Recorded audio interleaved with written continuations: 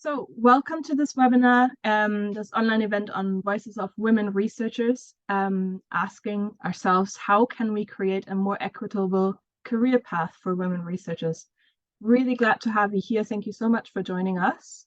And we have more people joining us, I see, so welcome everyone. Before we begin, just a few housekeeping rules to let the session run as smoothly as it can run.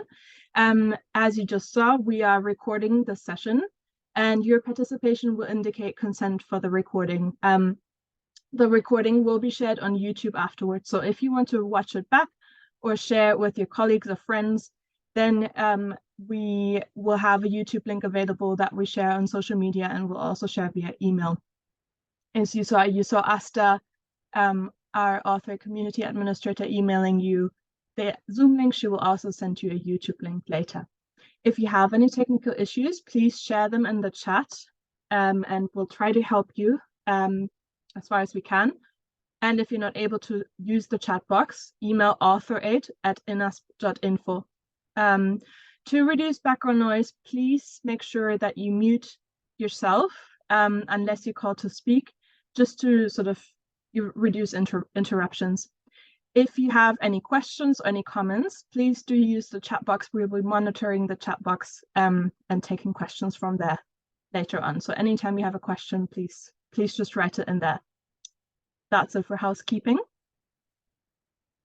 Great, so I just want to introduce our three wonderful speakers for today in the order that they're speaking. So first we have Professor Flora Fabian, who is the founding Vice Chancellor of Mwanza University in Tanzania, and she's also a professor in anatomy and biomedical sciences. She's previously held positions at Muhimbili University of Health and Allied Sciences and the University of Dodoma.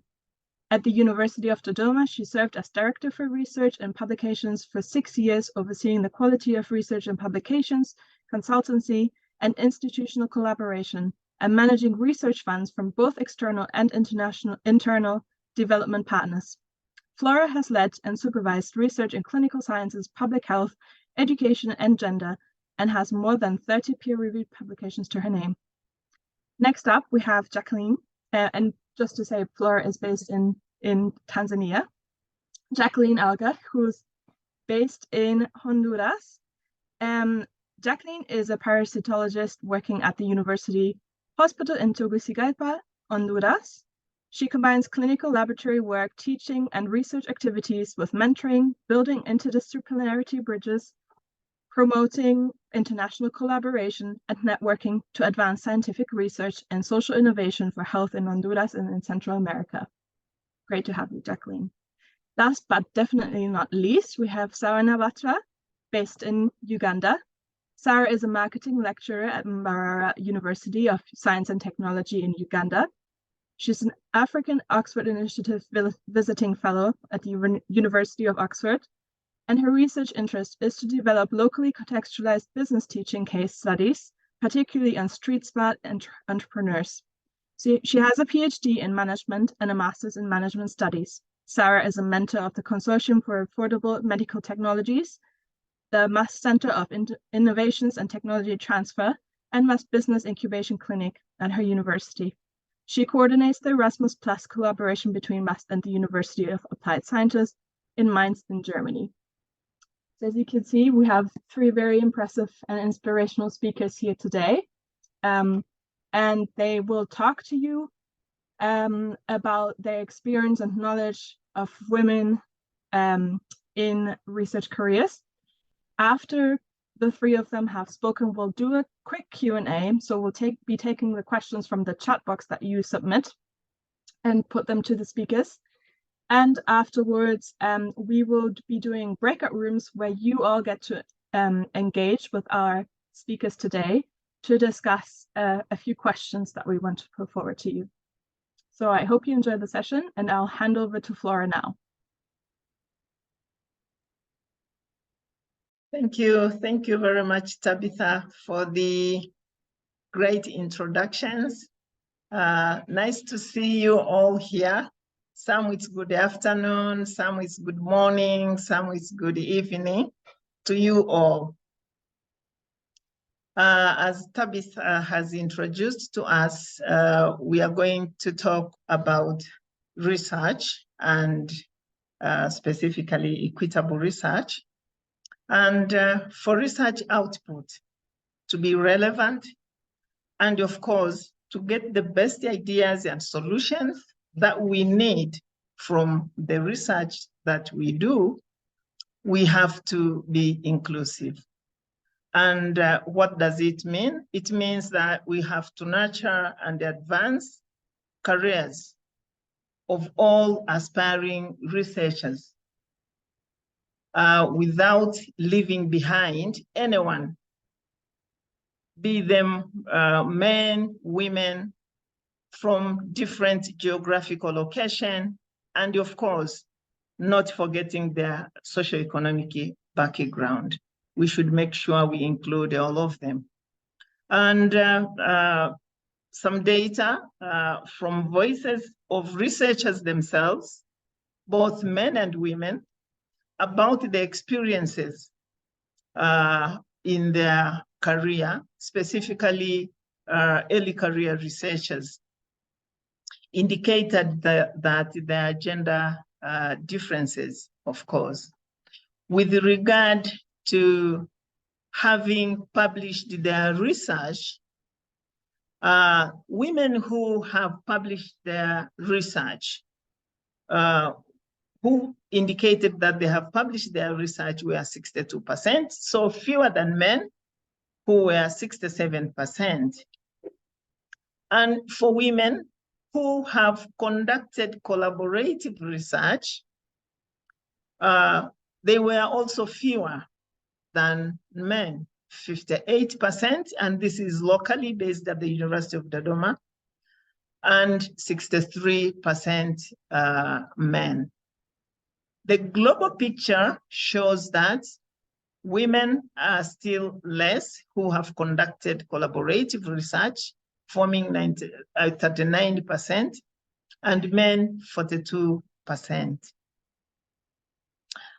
And when they were asked whether they believe to have sufficient opportunity to collaborate, responses from women were only 32% positive, and for men, 39%, so still fewer women. And for when they were asked whether they believe they have sufficient opportunities to present and promote their research, again, the women who believe so were 50%, and men who believed they have sufficient opportunity to present and promote their results were more than women. With a small background, gender inequalities are often present, not only in higher learning institutions. I'm mentioning higher learning institutions specifically because I come from higher learning institution, but in research and publication output. This is actually may not be recognized or acknowledged. Academic and research-related indicators globally, however, show that senior women academics form only 36%. I was just trying to go through our institutions in Tanzania. Back then, around 2015, 2017, 2019, there were almost none in the senior, the top 3 positions in higher education institutions. These days, they have increased slightly out of almost 75, more than 75 universities. We can hardly count 6 women in those top positions. Also, with authorship, women contribute about 29% of all authorships globally. With regard to publications, studies conducted between 2015 and 2019 in the 10% top journals indicated that women actually contributed only 16.7% of publications in the top 10% journals. So we can see here that it's very few really if we want to disseminate our research output in top-notch journals, we are still not visible. And looking more into research and publications, a publication in Science Advances, which was conducted in 2021, analyzing peer review and actually the editorial process in about 145 scholarly journals. It indicated that despite more women enrolling in STEM courses, the gender gap in research productivity and therefore publication output has not changed despite the increase in participation in STEM courses. And it indicates that all authors who made submissions to these 145 scholarly journals, 75% were men. So the share of women here was about 25%. And for those who were in the review process, again, men formed 79% of the reviewers. With regard to publications, and this was disaggregated for those in social sciences and those in physical sciences where you have healthy and so forth. Here, again, authors in journals related with social sciences were only 38% women. And in physical sciences, the authors as women contributed only to 19%. So we can still see that we have these glaring differences between men and women authors, generally those who have authored in these scholarly journals. And this is how we can make it, ourselves visible when we publish. And in the review process, only 79, all 79% contributed by men. Now, we have, of course, with the experiences in higher learning institutions or higher education institutions, and of course, research institutions, qualification to join these institutions is not different. The qualifications are the same for men and women. So, although the qualifications are the same, it is harder for women in research and of course in higher education institutions because of the multitasking responsibilities. I remember we conducted workshops initially, the initial workshops at UDOM on gender mainstreaming. And actually multitasking was one of the factors that a lot of women talk about. We might be having the same responsibilities when it comes to office work, research, teaching, But when it comes to other responsibilities, specifically social responsibilities, we find that women have more social responsibilities, and therefore they need to multitask more. And therefore, this leads to fewer research output from women. And definitely, if we have fewer research output, then we will also have fewer women as authors. So my presentation will also include my own experience.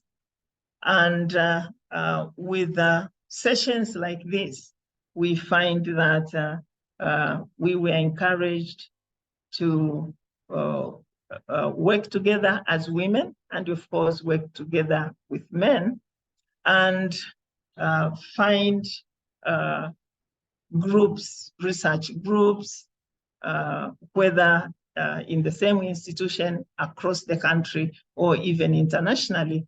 And this actually, I might say, in the past 5 to 7 years, a change has been observable, that you have now more women actually doing research. Even in the global and local results that we indicated, we could see that locally within the institution, we had increased our output, both in collaborative research and research output. So thank you very much.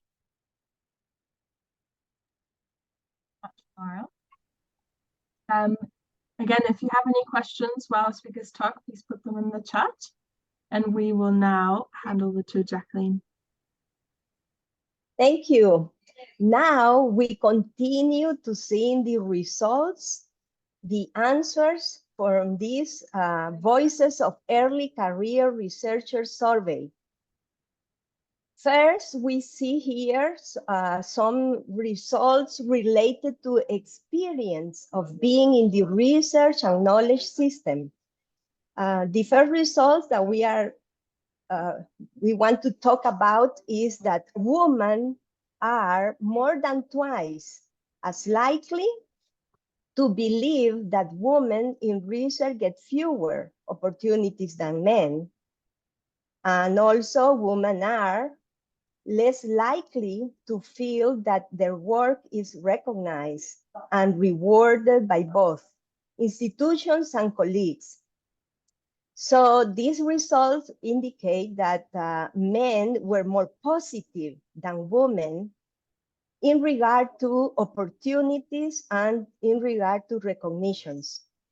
The other relevant result that we want to talk about is that women are 2 to 5 times more likely to have experienced discrimination at their job because of their gender.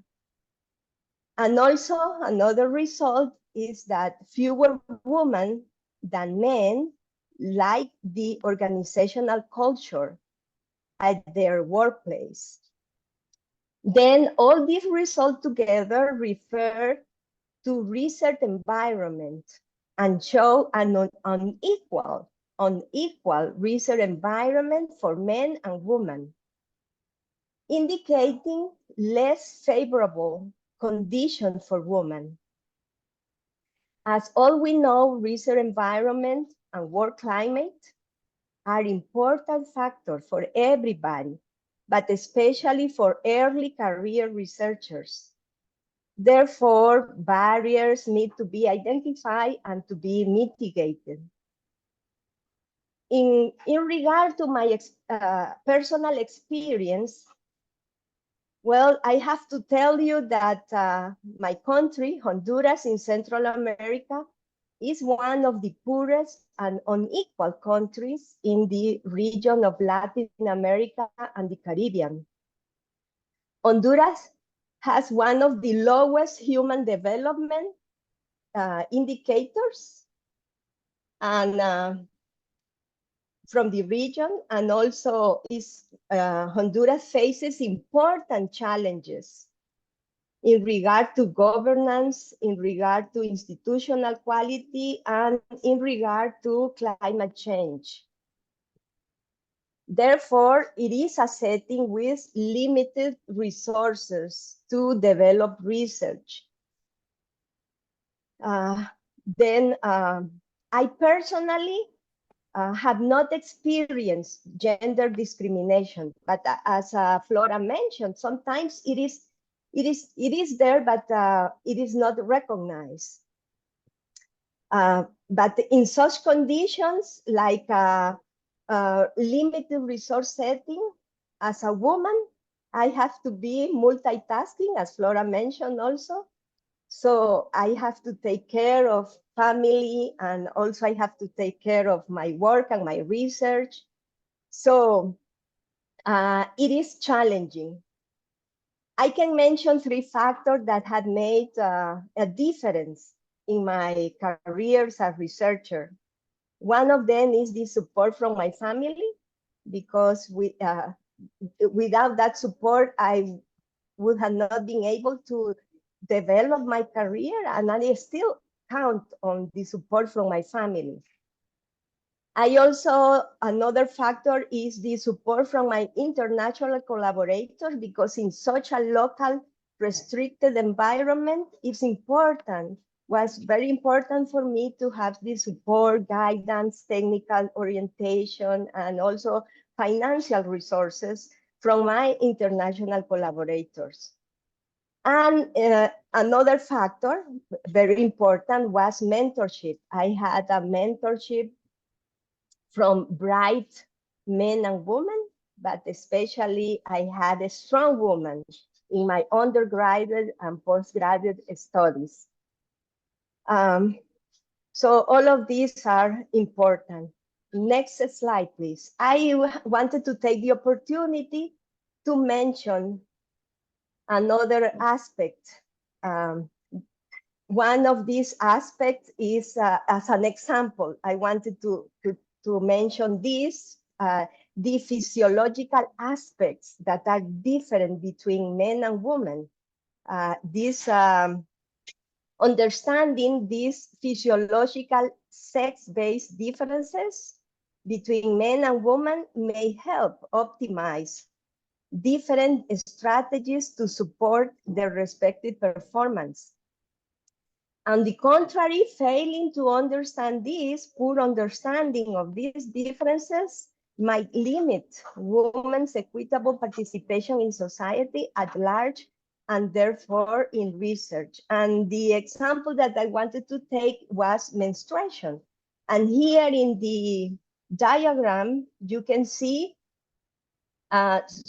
different nutritional needs through the menstrual cycle, and how they change based on physiological implication from hormones.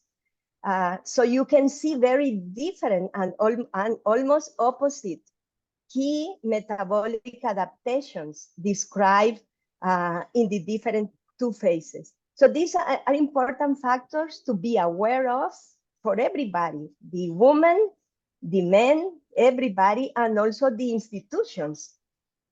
Next, please. And because beyond physiology, also the menstruation has social impact. So there is an impact of restricting mobility, freedom, and choices of women and girls, affecting attendance and participation in school and community life, as well as work, compromising their safety and causing stress and anxiety. Ignoring all these differences, social and physiological, might have a potential to negatively impact on the self-esteem and education of girls and women, particularly those from low and middle income countries. And finally, I wanted to mention the World Health Organization statement on menstruation, which was made public on June 2022, where menstruation was identified as a health right and as a human right, the care of menstruation, be more than a sanitary issue or a hygiene issue. Then, in summary, I can say that a positive research environment is very important for everybody, but especially for early career researchers. And at institutional and individual level, we need to contribute to a favorable environment for all men and women. Thank you. Very much, Stephanie. Next, we have Sarah. Thank you, Tabata. So I actually wanted to share my story of the gender discrimination and maybe why I'm still a struggling academician or researcher. Yeah, I joined Barrow University of Science and Technology in 2008. And for the first, I think 7 years, I was the only female in my faculty. Then it was a department, then it became an institute. And that time I observed some deep-rooted gender discrimination, especially in my faculty. I think it's an organizational culture. Now, we need to note that most of this was actually unintentional. As a matter of fact, I also did know that I was being, discriminated against. Like, for example, whenever we had a meeting and there was no secretary, I had to take a minute. And I remember back in the day, my boss would be like, "Oh, sir, I've been waiting for you. Here's a pen and this is a paper. Please help us take a minute." Oh, I like how you take a minute. Women are very organized. And then most of my colleagues would then join in. Oh, that's why most of them are the secretaries. They're very organized. And, at that moment, I thought, maybe my boss actually likes me. That's why I'm having all this load. Now, on top of the teaching, I was also the in charge of results. And so I had to deal with the students' results. I had to deal with the students' complaints. Oh, this is the missing mark, and this is missing mark. I had to make the timetable. Hello? Sarah, can you hold your microphone closer to you? I think the sound is becoming a bit distant. I'm sorry. Can you hear me now? Yes, that's better. Okay, fast. I was a little fast. Yes. Sorry. Yes. So, and on top of that, I actually had to be a part of every meeting because I needed to gender balance. And so I always had a lot to do. I had a lot of work, more than everybody else.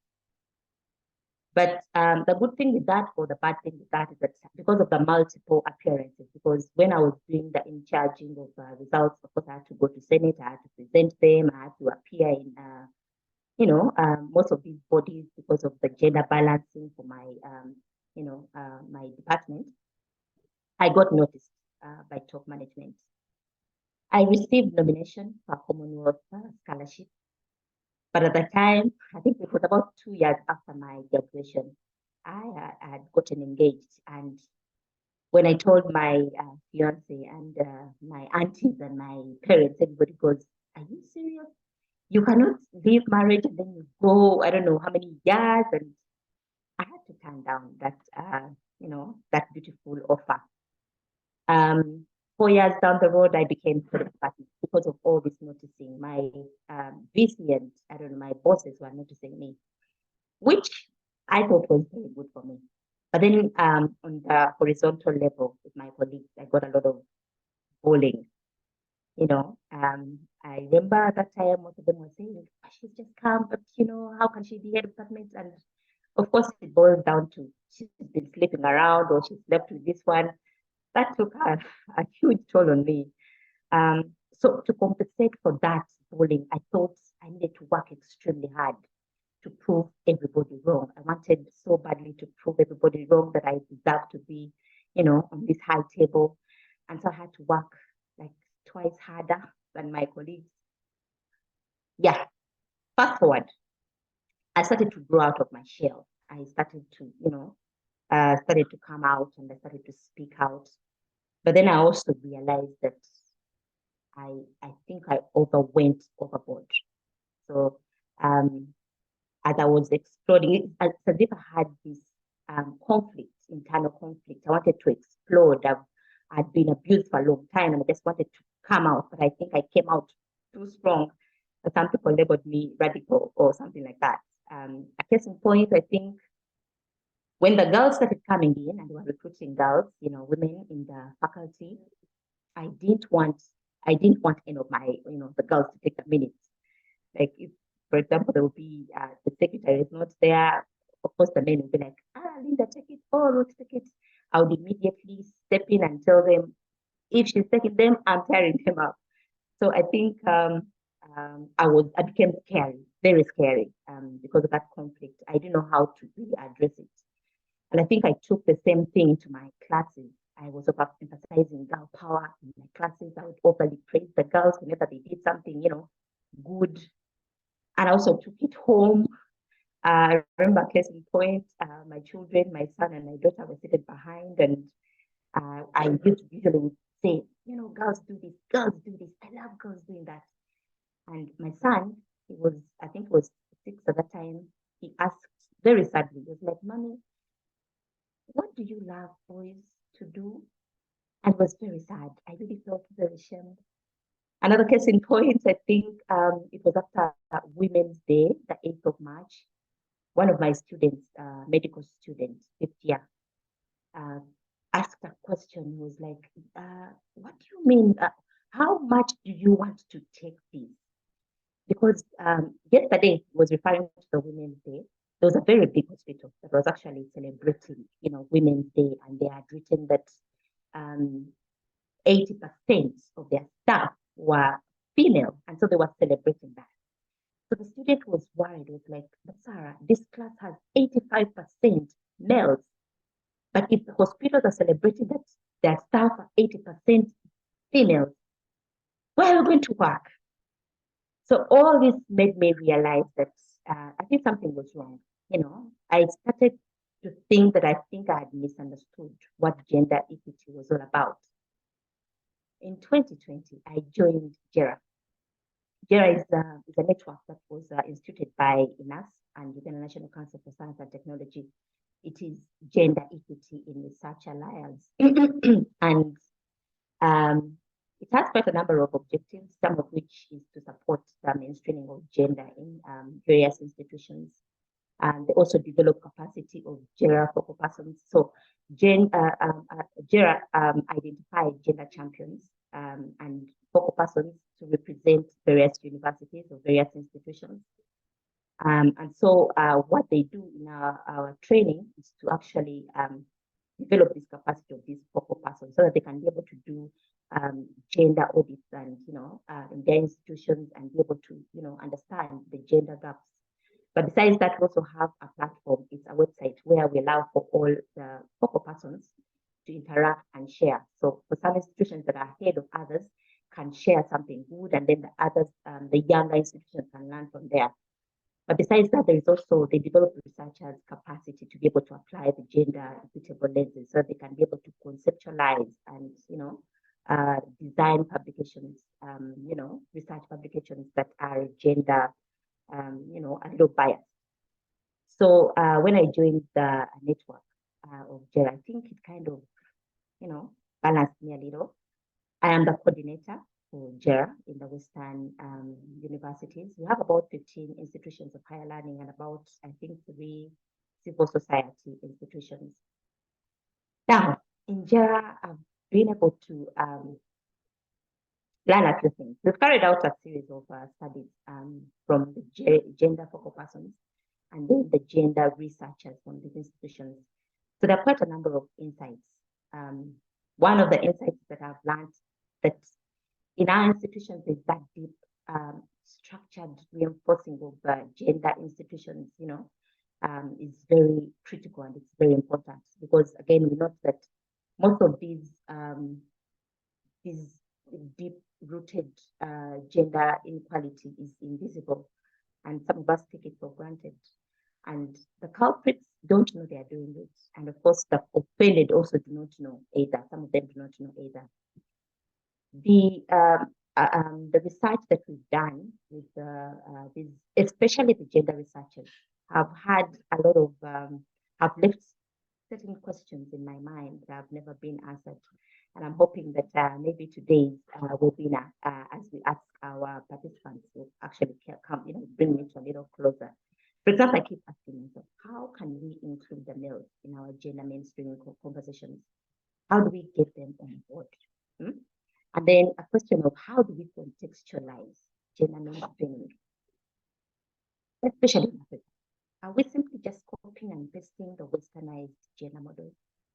What conversation are we having around gender misconceptions?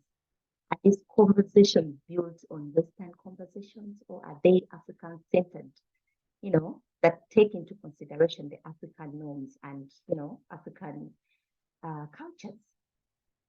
And finally, I'm sorry that I'm ending with questions, but yes, I hope that the team here is actually going to help us understand and, bring to closure, how do we amplify the voices of women, but not forgetting the men. I submit.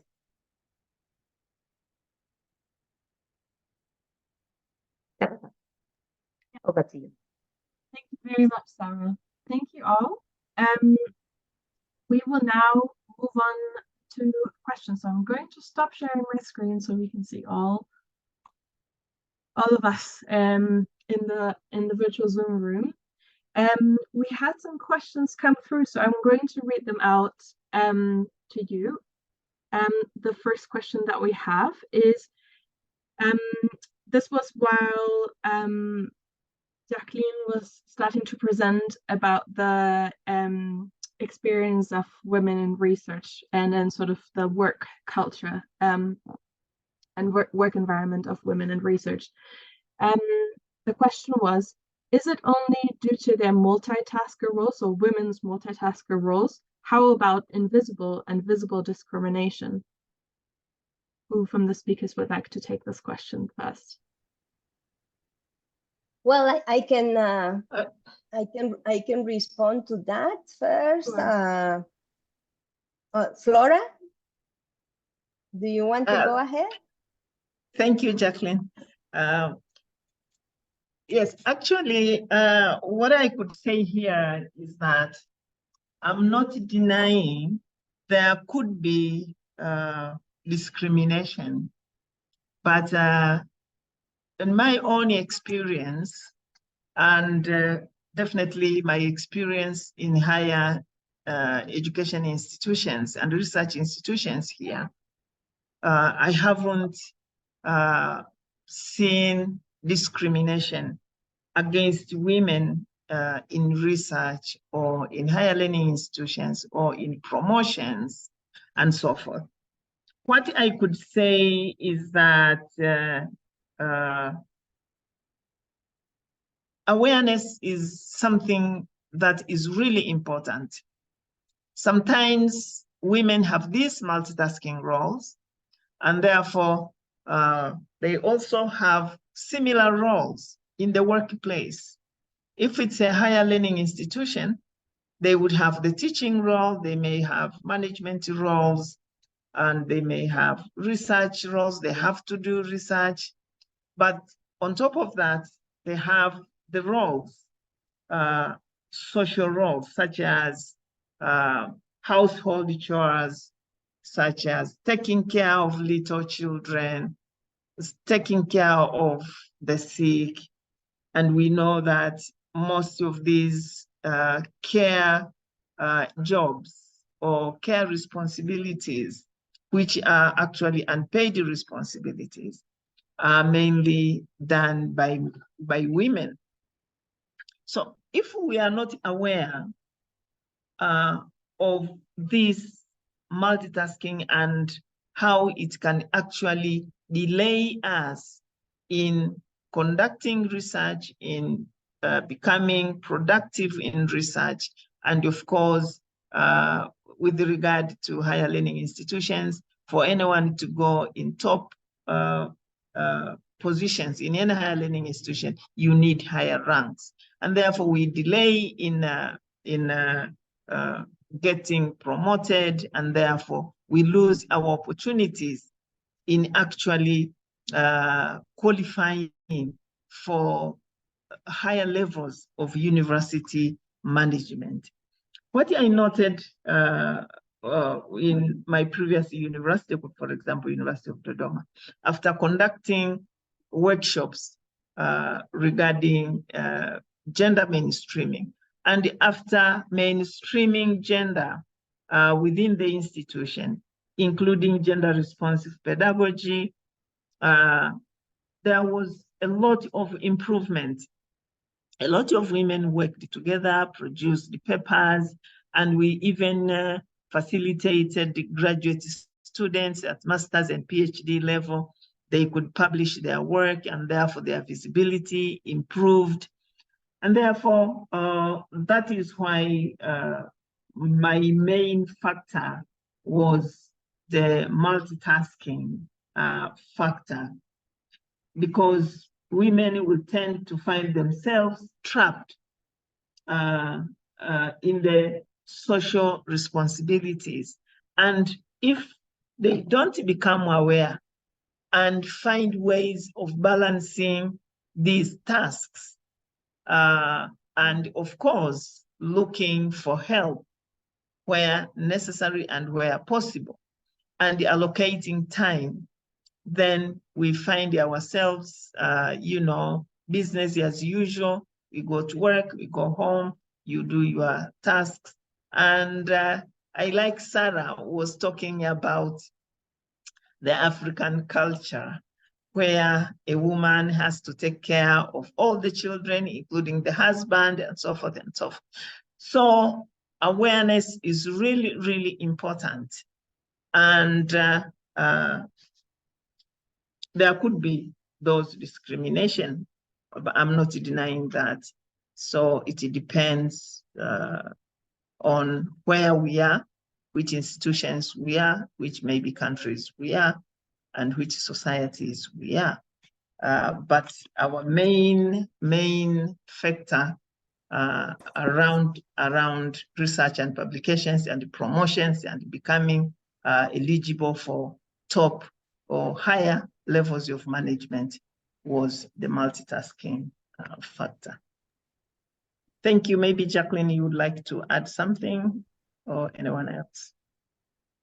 Yeah, thank you, Flora. I agree with Flora's comments, and I just could add that within a context of limited resources setting, there are many challenges that are equal to men and women. But of course, it could be, as was reported in the survey, all of these situations, that some of them are perceptions, but some of them are perception based on their reality. So what is important is, as Flora mentioned, and also Sarah mentioned, is to be aware of those situations, to discuss them, to build awareness of these gender differences, and to work for an equitable research environment. Over.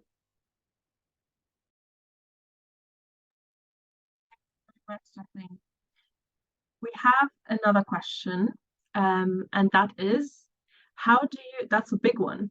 How do you envision measuring the success and impact of women's equity? Sarah, did you want to maybe talk to that? How do you envision we can measure the success and impact of women, of equity for women?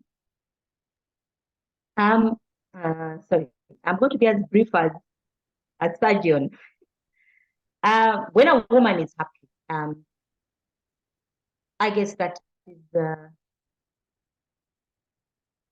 that's a tricky one.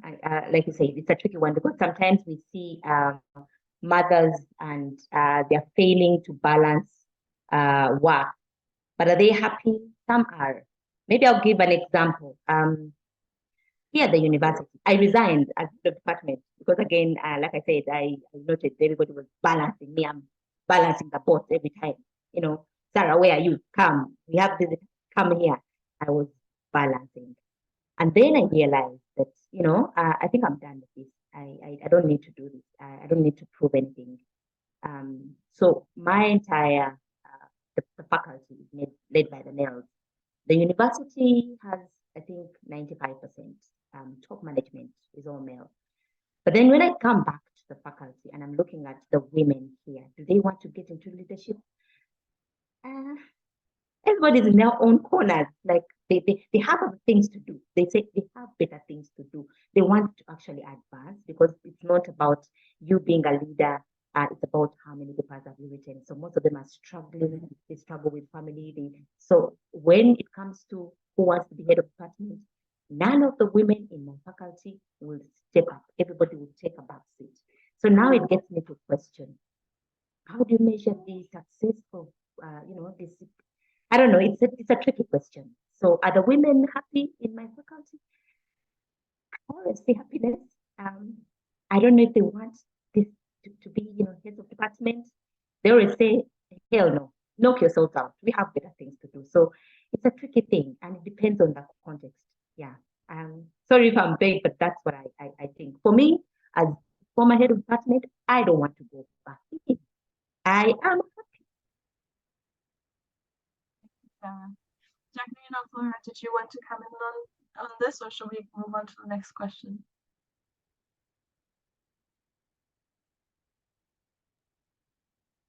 Please go with the next question. Okay, so the next question reads: research results that you presented show a significant gender gap. This is somehow disappointing. What is really the problem, since there are significant efforts being made in terms of gender balance and many affirmative actions introduced and adopted at different levels? Is it now reasonable to find solutions to the challenges from women's side? Who would like to talk first? I can take it first. Sure, well, we invite everybody to read the whole report.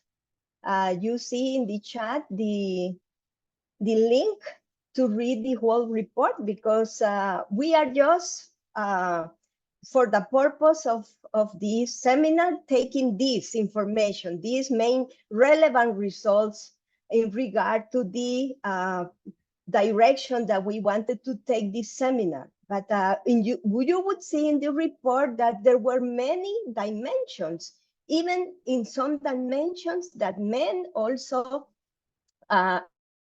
reported being having less favorable conditions in some, depending on the question. So again, as Flora and also Sarah mentioned, this is a multi-layer situation. It depends on the environment, the culture, the institutional culture, and the country culture. And the important things, and we will work on the rest of the seminar on that, is things that we could do to be aware of this situation, and how can we mitigate them and improve those that are facilitators and reduce the barriers for both women and men. Over.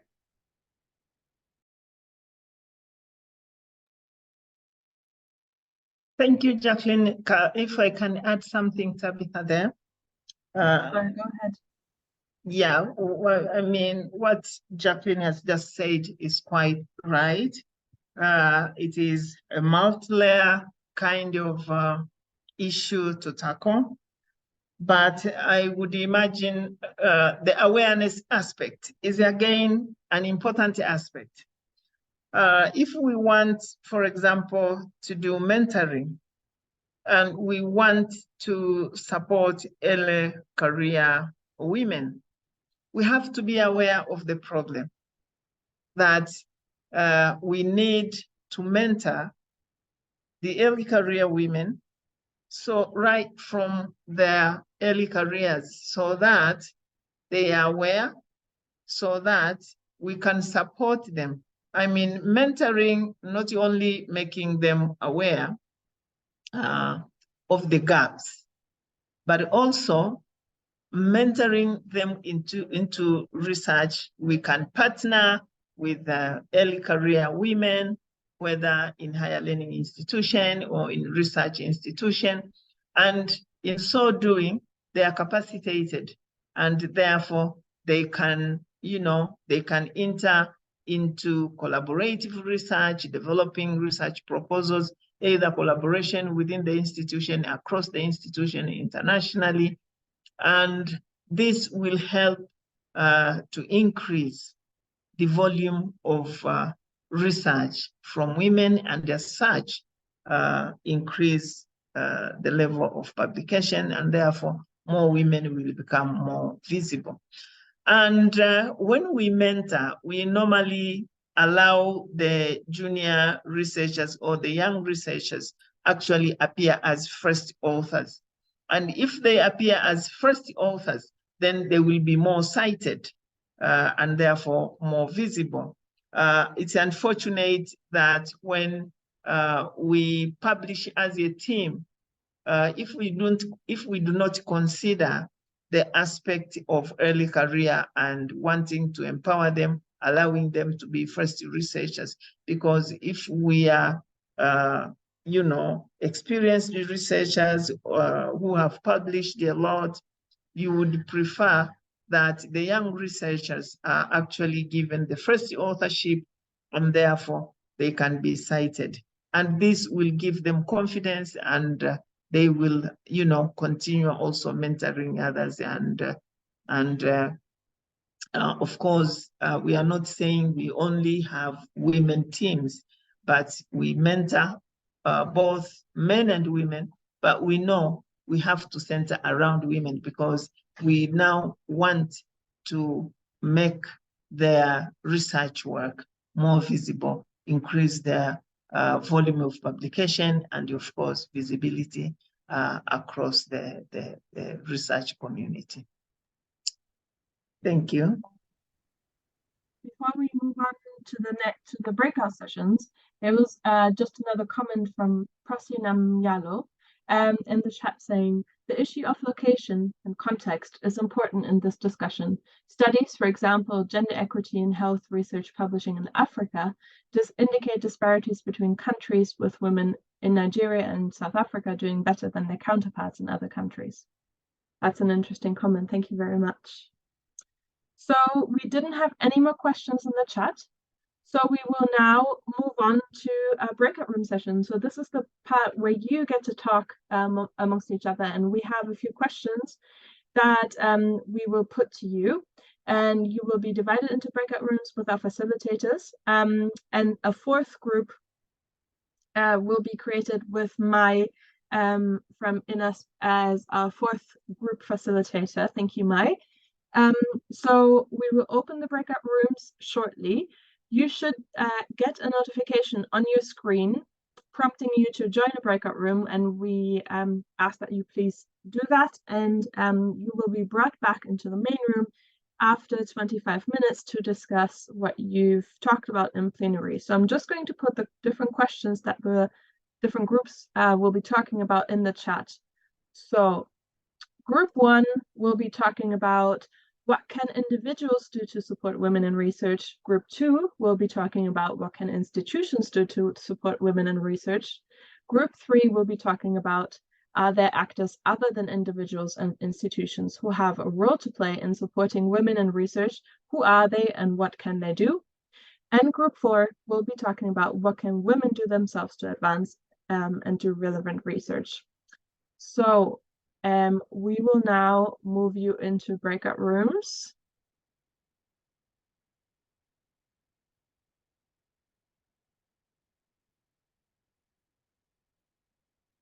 And yes, Dr. Hewitt, the questions have just been posted in the chat just above your message. So if you just scroll up, you should be able to see the questions. Great, the breakout rooms are now open. Please join the group that you're allocated to. Thank you.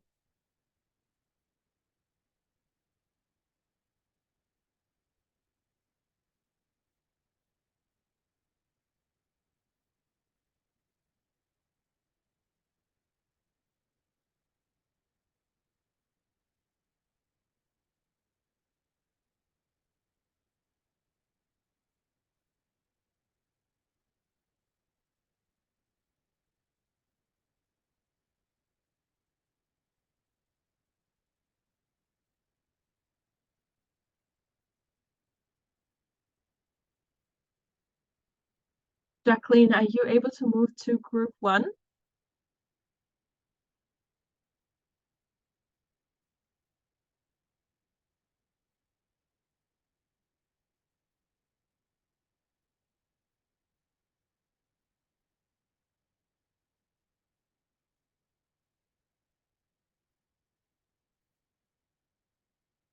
Jacqueline, can you hear me? Ah,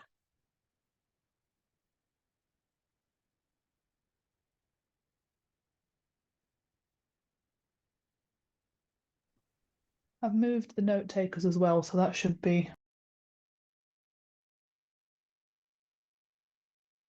Hello. welcome back, everyone. So we're now back in the main room. I'm sorry if you were interrupted in your discussion, but we closed the room as we're nearing the end of our session, and we just wanted to spend a few minutes to summarize what has been discussed in the breakout rooms to give everyone an overview. So I invite group 1 to report back very briefly and that sort of key messages you discussed in your group. Okay, group number 1 had to discuss about what can we do as individuals. And we have a rich discussion. Then I'm going to try to summarize. First of all, listening and engaging with women to learn their thinking and their necessities. And that can be done through coaching and advising. And in this regard, to be patient, to understand better, and then to act like micro actions to learn differences between women and men, and then do these micro changes to favor women development, to create safe spaces for women to express without fear, and to be aware of challenges that women face into research, and encourage them, and to empower them by citing their work, taking the initiative to have more awareness forum about gender, learning forums to raise awareness about gender lens. Over. Jacqueline, over to group 2. Great. Thanks, everyone. So I was taking notes in group 2, and my group mates asked me to present. My name is Leandro Echt. I'm an associate from INASP. I'm from Argentina. So our question was, what can institutions do to support women in research? And I think as a general comment, the colleagues share different ways in which women can be supported, different strategies. So one maybe takeaway is that it requires a multi-dimensional approach. There's no single action that will help address the challenge. There are different aspects. So one way institutions can support women in research is through research funding. For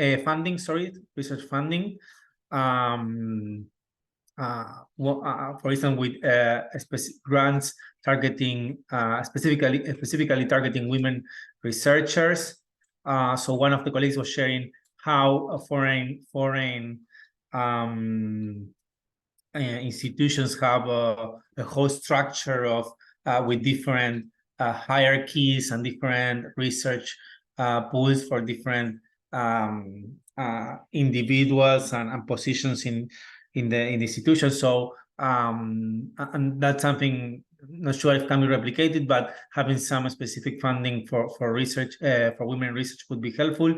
Another way is through mentoring sessions to help women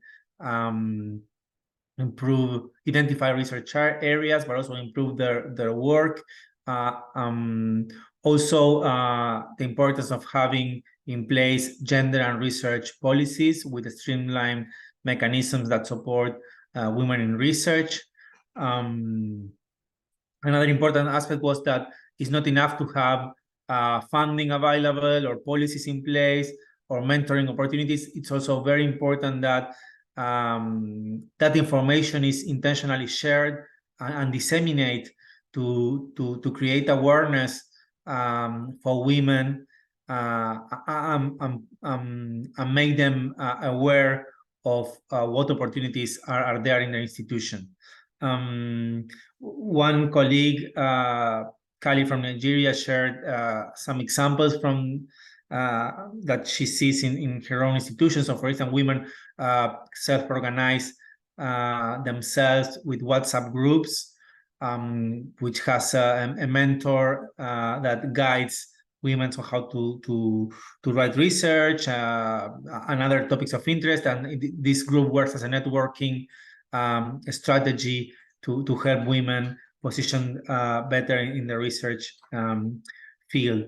Another important way is to have trainings on how to do research and especially on how to collaborate. This training help identify mentors, help early careers as new researchers come together and identify opportunities for collaboration. There was also one interesting reflection on the difference in supporting women to become more involved in research and support women to lead research.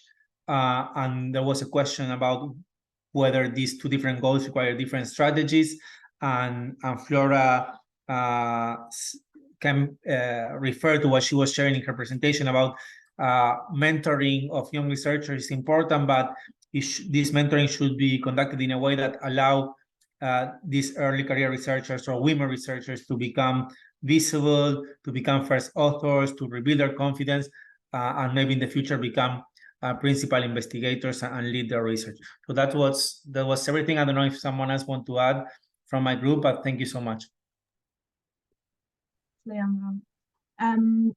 I'll briefly report back on group 3 as I took notes on what Sarah facilitated.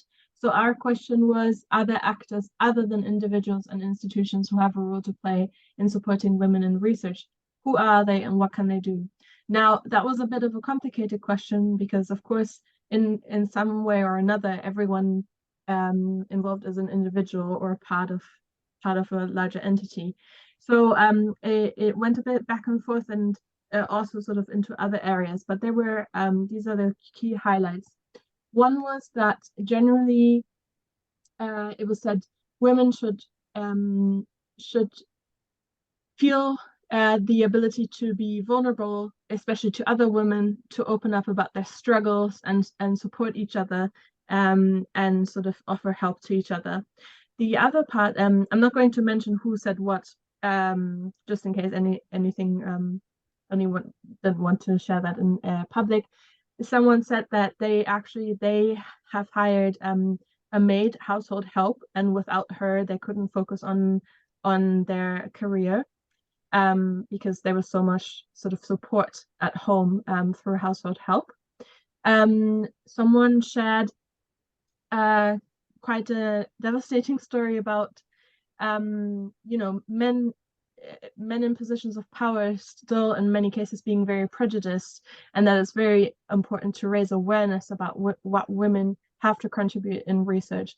The story was that there was a lecturer in, I think it was statistics, and who said that teaching women was essentially not worth the effort because they wouldn't be able to grasp it. So there's still a lot of awareness raising to be done here. But the main message was actually that any sort of group or network for women and also mixed gender, but sort of with the aim of raising women up is important. That could be a scholar circle, OWSD was mentioned, any online platforms, any hubs, or organized mentorship schemes that have already been mentioned in other groups can be extremely helpful in supporting women in research. Over to group 4.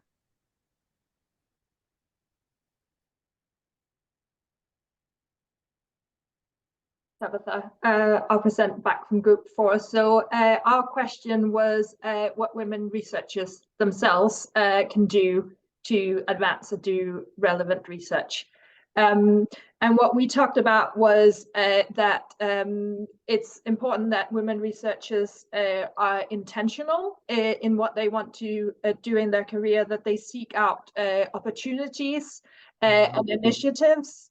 OWSD was mentioned as part of that as well. The Mawatso Institute was also mentioned as an initiative that women researchers can seek out. And we also mentioned in our AuthorAID initiative, although that's not specifically for women researchers, it's for both women and men researchers. We then also talked about the importance of building networks, seeking out mentorship, making yourself visible, for instance, on social media, and how that can be a way of seeking out mentorship or building networks.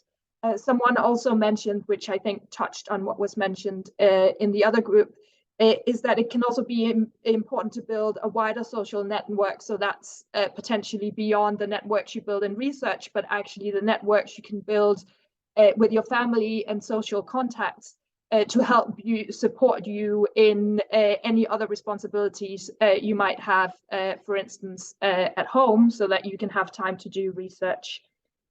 We then moved on to talking about sort of what role we can all play in supporting women researchers as well, so that it's not just up to individual women researchers to do all of this, but what can we do to help facilitate it and support women researchers. So we talked about the importance of allyship, importance of sharing opportunities. So when we come across opportunities for women researchers, we shouldn't keep them to ourselves. We should share them with any women researchers we might know that could benefit from them.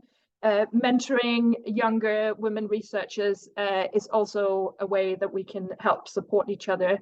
And finally, someone mentioned the fact that it is very important to enable women to become researchers and contribute to research, because there might be particular research topics that might be sensitive in certain ways and that can only be accessed by women researchers. So if we don't have women researchers, there might actually be research that can't be done, and that would be missed out from our research and knowledge systems.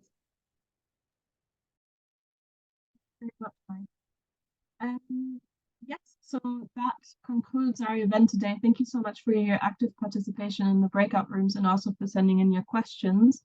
We hope you took away some learning and some resolutions from the discussion.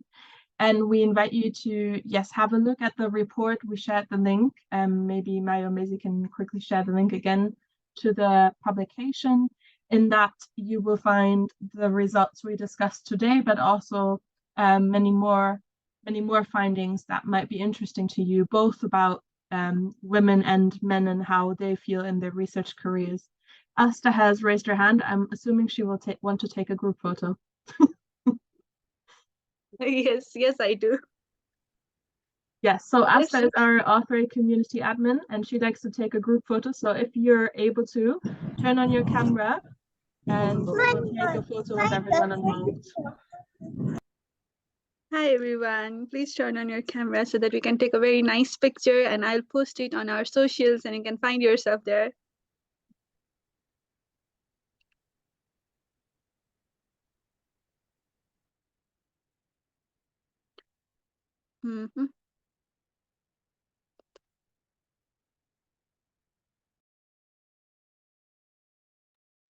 Yeah.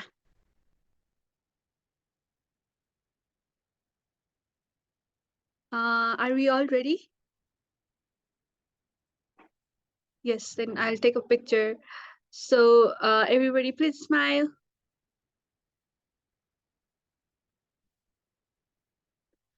Okay. Some fun poses, anything? Is that all the fun? Yes. Okay, I took a picture. Thank you so much, everyone. Thank you, Asta. All right, so look out for the YouTube link for the recording, and Asta will share the photo on Twitter, Facebook, and LinkedIn. Thank you for joining, and keep your eye out for our next in-Aspen AuthorAID events. And we wish you a nice conclusion of the year. Thank you. Thank you so much. Bye. Thank you. Bye, Okay, everyone. thanks so Bye, much. everyone. Thank Any you. questions? Bye. Thank you. Bye, everyone. Thank Thank you.